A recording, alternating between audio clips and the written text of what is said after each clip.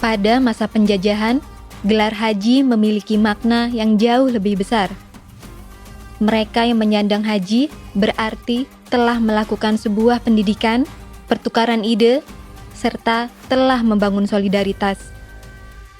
Saat itu, haji adalah ancaman bagi pemerintah kolonial.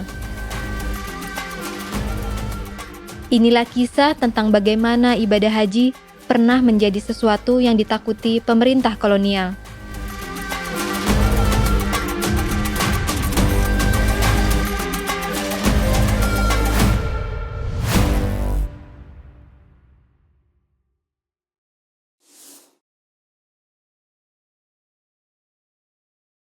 Orang yang wajib melaksanakan ibadah haji adalah orang mampu secara materi, fisik, dan mental. Bagi yang sudah melaksanakan ibadah haji, akan disematkan gelar di depan namanya. Haji untuk laki-laki dan hajah untuk perempuan. Meski ibadah, gelar ini juga menjadi simbol kehormatan sosial. Namun, pada zaman penjajahan kolonial Belanda, gelar haji atau hajah adalah sebuah tanda.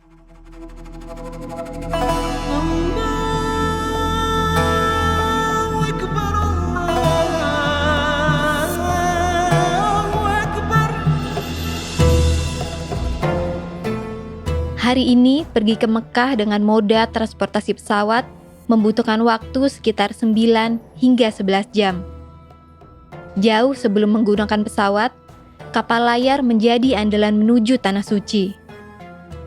Di masa itu, perjalanan menuju Tanah Suci membutuhkan waktu 5 hingga 6 bulan, tergantung cuaca serta ketersediaan kapal. Sebab kapal yang dinaiki bukan kapal layar yang khusus untuk mengangkut jemaah haji, melainkan kapal dagang.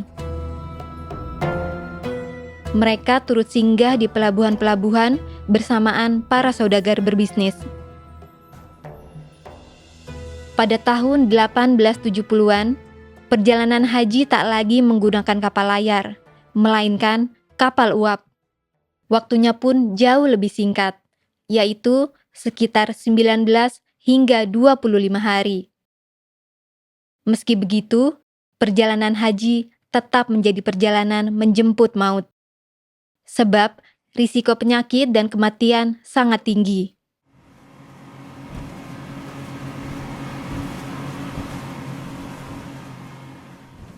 Jejak perjalanan haji yang penuh risiko ini terlihat di Pulau Onrus, Kepulauan Seribu, Jakarta. Pada tahun 1911, pemerintah kolonial Belanda menjadikan pulau ini sebagai embarkasi atau tempat pemberangkatan haji. Ada 30 barak yang masing-masing bisa menampung sekitar 100 calon jemaah haji. Selain barak, juga ada rumah sakit dan makam. Saat pulang, pulau ini menjadi karantina. Mereka yang terserang penyakit atau bahkan wabah harus dirawat di sini agar tak menulari yang lain. Inilah saksi bisu betapa berat dan berbahayanya sebuah perjalanan haji saat itu.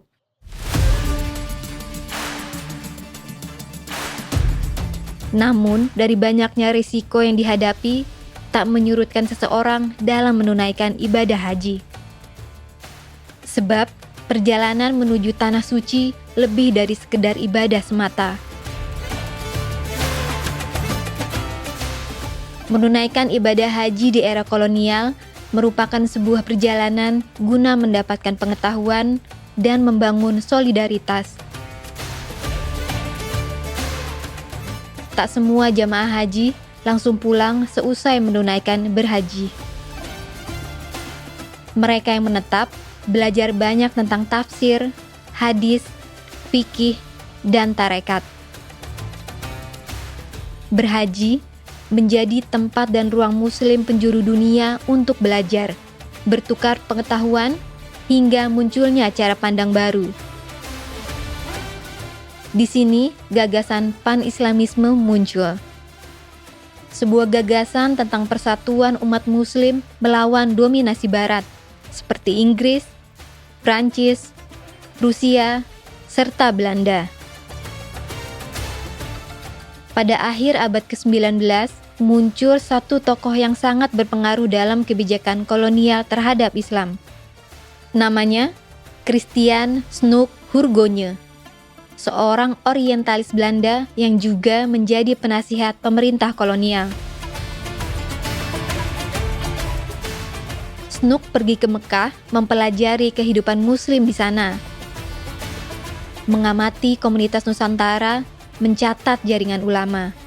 Dari pengamatannya, ia menyimpulkan sesuatu yang penting bagi pemerintah kolonial. Menurut Snoek, Islam sebagai ibadah tidak terlalu berbahaya.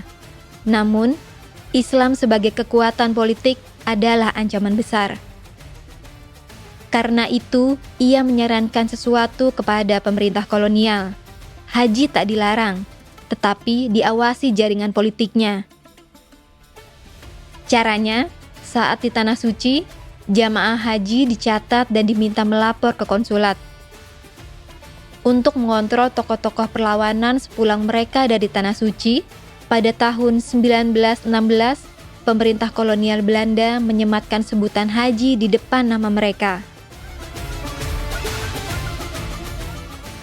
Mereka yang bergelar haji, katakanlah misalnya Cut Nyadin, Cut Mutia, mereka yang sudah beragama Islam dan sudah naik haji, tentu mereka menjadi pemberontak di setiap daerah. Nah, untuk itulah Belanda sangat ketakutan, di mana mereka tidak menginginkan bahwa status quo atau pemerintahan Hindia Belanda dilawan oleh mereka-mereka yang menjadi pemberontak di negara atau di Hindia Belanda. Itu yang mereka takutkan. Makanya yang justru menarik adalah bahwa ternyata gelar haji itu sampai sekarang nempel di Indonesia. Nah, saya selalu bilang bahwa gelar haji adalah gelar negatif sebenarnya yang diberikan oleh pemerintah Belanda terhadap para pemberontak pada masa itu. Diponegoro, Imam Bonjol, Ahmad Dahlan, Omar Said Cokro Aminoto, Saman Hudi, Hamka, Hashim Asyari adalah sedikit di antara banyak tokoh yang mengorbankan perlawanan kepada Belanda. Pemberontakan mereka kian masif usai berhaji.